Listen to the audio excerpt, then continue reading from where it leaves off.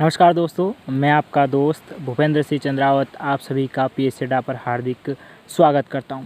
आज की इस वीडियो में हम बात करने वाले हैं कि हाल ही में एक पेरिस की संस्था है रिपोर्टर्स विदाउट बॉर्डर, उसने एक अपना इंडेक्स जारी किया है। जो ये इंडेक्स है यह किसी भी देश में जो पत्रकारिता है उसकी स्वतंत्रता को लेकर है। 180 देशों की रैंक में भारत की यहाँ पर रैंक आई है 142, जो कि पिछले वर्ष 140 पर थी, यानी कि भारत 2 पायदान पीछे खिसका है। एक बात ये भी याद रखिए कि इस पूरे इंडेक्स में जिसका रैंक जितना कम होगा वहाँ पर पत्रकार उतने स्वतंत्र होंगे। अब 180 देशों में भारत की रैंक 142 आना थोड़ा अजीब है, क्योंकि खासकर दुनिया के सबसे बड़े लोकतंत्र में ऐसी घटना होना अजीब होता है। यहाँ पर इस वीडियो में मैं यही चर्चा करने वाला हूँ कि ये सर्वेक्षण वाकई में सही है, क्या भारत में पत्रकारिता को उतनी स्वतंत्रता नहीं है, या फिर इसके सर्वेक्षण को लेकर संदेह। तो सबसे पहले इसमें हम डिटेल में यहाँ पर चर्चा करेंगे। ये जो संस्था है पेरिस की एक संस्था है, और इसमें लगभग कुछ इसके जो 86 क्वेश्चंस होते हैं उस क्वेश्चंस के आधार पर ये पूरा सर्वेक्षण किया जाता है। इस सर्वेक्षण में लगभग 10 एनजीओ शामिल होते हैं और 150 संवाददाता इसमें शामिल होते हैं। ये क्वेश्चन उन्हीं संवाददाताओं से और 10 एनजीओ से पूछे जाते हैं। उनकी रिपोर्ट पर आधार पर ये विश्व भर का जो इंडेक्स है जारी किया जाता है। अब यहाँ पर एक अजीब बात ये कि 150 संवाददाताओं जिनसे ये लगभग 86 क्वेश्चन पूछे जा रहे हैं उसमें सिर्फ 10 विदेशी है, यानी कि बाकी जितने भी हैं वो फ्रांस से बिलोंग करते हैं। अब यहाँ पर ये कि ये मान के चलिए कि जब आपको पूरे विश्व में एक इंडेक्स जारी करना है तो सिर्फ आप किसी एक देश के संवाददाताओं से इंडेक्स को कैसे जारी कर सकते हैं।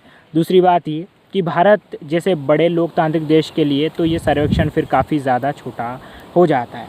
अब यहाँ पर ये है कि इस जो पूरा इंडेक्स है इसमें कुछ क्वेश्चन मोस्टली होते हैं, जैसे कि वहाँ पर पत्रकारिता को लेकर कानून क्या बना है, वहाँ पर मीडिया को कितनी स्वतंत्रता दी गई है।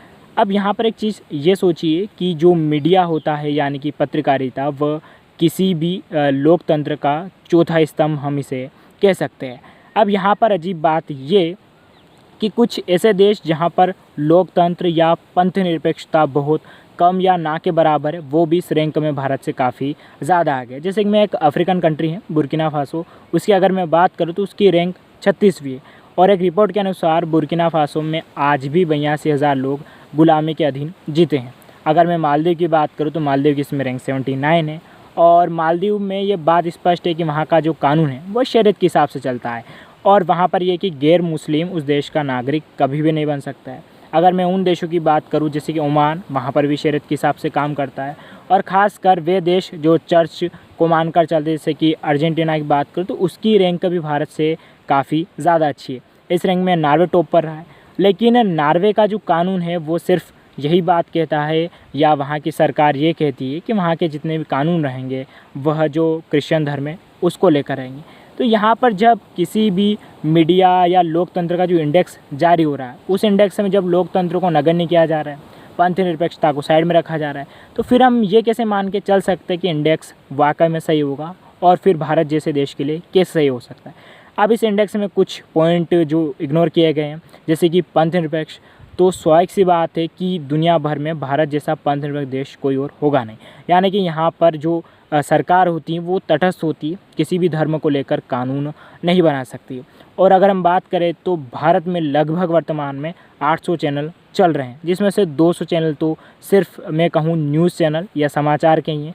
तो आप ये अंदाज़ा लगा लीजिए कि 1/4 न्यूज़ चैनल यहाँ पर इतने काम कर रहे हैं, वो 200 चैनल अलग अलग भाषाओं में। अब यहाँ पर पत्रकारिता में आपको इतनी विविधता देखने को मिलेगी। और अगर मैं सेंसरशिप की बात करूँ तो यहाँ पर पत्रकारिता में कोई सेंसरशिप नहीं है, यानी कि जैसा चैनल जो दिखाएगा, चाहे वो सरकार के खिलाफ हो, सरकार के सपोर्ट में हो, वो भी यहाँ पर जो है एक तरीके से मैं कहूँ तो उसे प्रकाशित किया जा सकता है। और अगर कानून की बात करें तो आर्टिकल 19 के तहत ही साफ लिखा है कि भारत में जो भी पत्रकारिता है उसको पूर्णतः स्वतंत्रता दी गई है। तो यहाँ पर एक पूरा जो हम कंक्लूज़न निकाले तो ये इंडेक्स नाकाम रहा है भारत के लोकतंत्र और उसकी पत्रकारिता और मीडिया के बारे में पूरी दुनिया को बताने के लिए। फिर भी ये जो संस्था है, खासकर इसमें आपको यूरोपियन कंट्री ही आगे मिलेंगे, लेकिन ये स्पष्ट बात है कि यहाँ पर और सिर्फ इस इंडेक्स के आधार पर हम भारत को यहाँ पर ये नहीं मान सकते कि यहाँ की पत्रकारिता को इतनी विविधता नहीं है। आपको यहाँ पर पत्रकारिता हम देखेंगे तो कुछ सरकार के सपोर्ट में मिलेंगे और कुछ सरकार के खिलाफ भी मिलेंगे। मैं सिर्फ न्यूज़ चैनल की बात नहीं कर रहा हूँ, मैं सोशल साइट्स की भी बात कर रहा हूँ। सोशल साइट में जैसे फेसबुक, इंस्टाग्राम, व्हाट्सअप, यहाँ पर आप चाहें तो प्रधानमंत्री को भी गाली दे सकते हैं। हालांकि बात गाली देने की नहीं, बात अपने विचार की अभिव्यक्ति की है कि आप पत्रकारिता के माध्यम से या अपने विचार कितने अच्छे से रख सकते हैं। तो कुल मिला के ये कि ये जितना भी पूरा इंडेक्स जारी हुआ है, जिसमें 180 देशों में भारत की रैंक 142 है, तो एक तरीके से ये इंडेक्स भारत के लिए फिट नहीं बैठता है।